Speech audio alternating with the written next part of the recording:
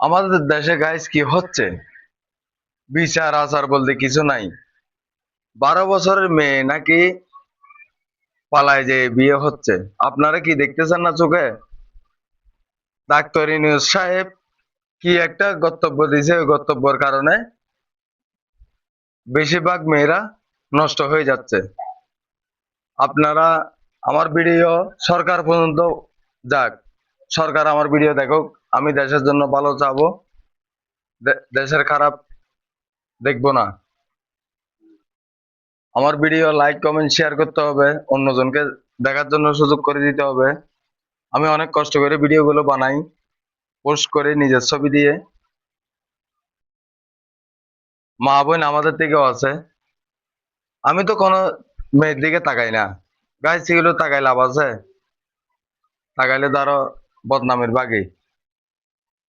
ওই জন্য আমি তাকাই না, আমি আমার মতো চলি। আমি জব করি,